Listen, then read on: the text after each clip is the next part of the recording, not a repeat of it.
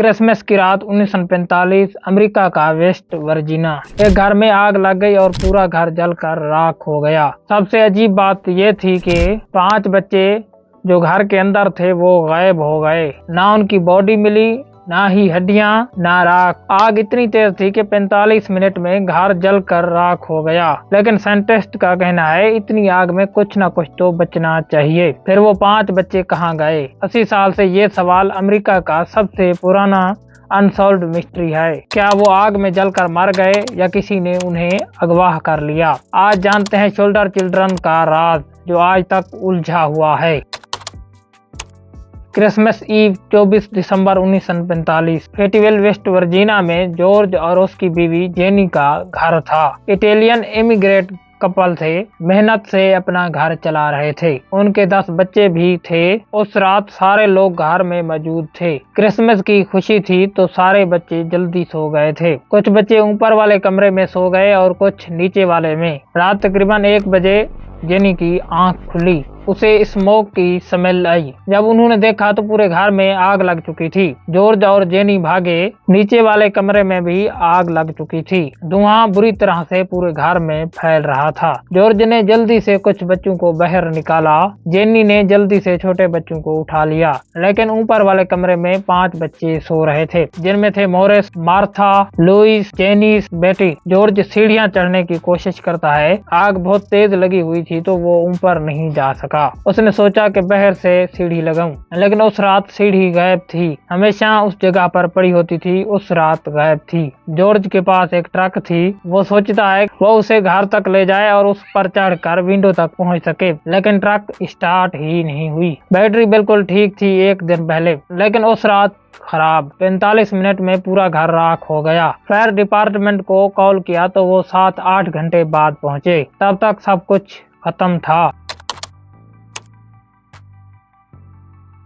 जब आग बुझी तो रेस्क्यू वालों ने मलबा चेक किया और फिर सबसे अजीब बात हुई। न ही 5 बच्चों की बॉडी मिली, ना ही हड्डियां, ना ही राख। फायर चीफ ने कहा कि वो 5 बच्चे पूरी तरह से जलकर राख हो गए होंगे। लेकिन जॉर्ज और जेनी को यकीन नहीं हुआ, क्योंकि पहली बात आग सिर्फ 45 मिनट तक जली थी। इतनी देर में इतना टेम्परेचर नहीं होता कि इंसानी हड्डियां पूरी तरह से जलकर राख हो जाएं। क्रीमाटोरियम में 2 से 3 घंटे बहुत ज्यादा हीट चाहिए होती है इंसानी हड्डियां जलाने के लिए। दूसरी बात, जब इन्वेस्टिगेशन टीम ने राख को चेक किया तो उसमें सिर्फ घर के सामान ही पाए। एप्लियंस के कुछ पार्ट, फर्नीचर के कुछ टुकड़े। अगर ये सामान बच गया है तो बच्चों की हड्डियां क्यों नहीं मिली? तीसरी बात, फायर डिपार्टमेंट ने बहुत जल्दी इन्वेस्टिगेशन बंद कर दी। उन्होंने ऑफिशियली कहा कि बच्चे आग में जलकर मर गए, लेकिन जॉर्ज और जेनी को लगता था कि कुछ न कुछ तो ये लोग छुपा रहे हैं। और फिर अजीब वाकयात होने लगे।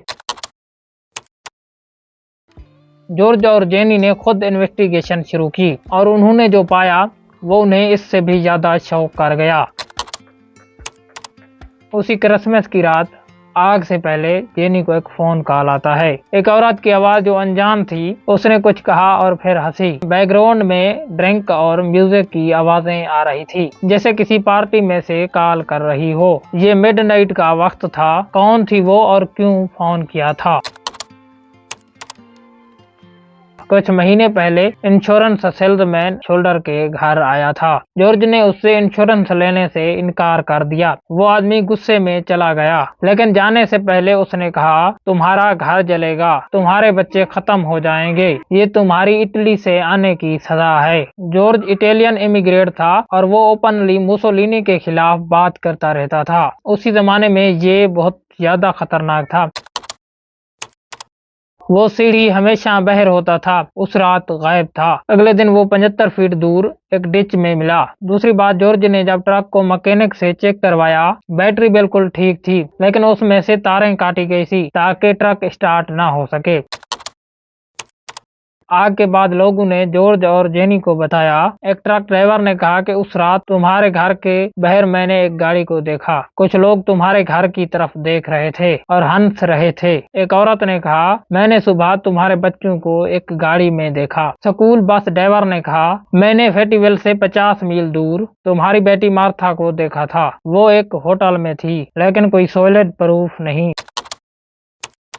जॉर्ज और जेनी ने प्राइवेट इन्वेस्टिगेटर हायर किया। उन्होंने न्यूज़पेपर में ऐड लगा दिया। उन्होंने FBI से भी मदद मांगी, लेकिन कोई नतीजा नहीं निकला। फिर 1949 में 4 साल बाद फिर एक अजीब चीज मिली। जब वो अपनी जमीन नए घर के लिए खोद रहे थे, उन्हें एक बॉडी का पार्ट मिला, कुछ हड्डियां। जॉर्ज ने तुरंत चेक करवाया। एक्सपर्ट ने कहा कि ये हड्डियां किसी जवान इंसान की हैं। जॉर्ज को उम्मीद आई कि ये हड्डियां शायद उसके बच्चों की होंगी, लेकिन ये हड्डियां 100 साल पुरानी थी और ये किसी 16 या 17 साल के शख्स की थी, जॉर्ज के बच्चों की नहीं। इसका मतलब ये था कि ये हड्डियां वहां पर पहले से ही मौजूद थी। 1968 में 23 साल बाद जेनी को एक लेटर मिला। एनवेलप में एक फोटो थी, एक जवान आदमी की, तकरीबन 30 साल का। फोटो के पीछे लिखा था लोएस shoulder, I love brother Frankie, और एक कोट लिखा हुआ था लिल बॉय A90132। लोएस उनका वो बेटा था जो 9 साल का था जब वो गायब हुआ था। अगर वो जिंदा होता तो 32 साल का होता 1968 में। फोटो का एज भी मैच कर रहा था। जेनी एक्साइटेड हो गई। प्राइवेट डिटेक्टिव इन्वेस्टिगेशन के लिए फोटो को भेजा, लेकिन डिटेक्टिव गायब हो गए। वो कभी वापस ही नहीं आया, न ही कोई नतीजा दिया। अगर आपको ये वीडियो पसंद आया तो वीडियो को लाइक करें, चैनल सब्सक्राइब करें। तो जल्द मिलेंगे एक नए टॉपिक के साथ, नई वीडियो के साथ। तब तक खुदा हाफिज।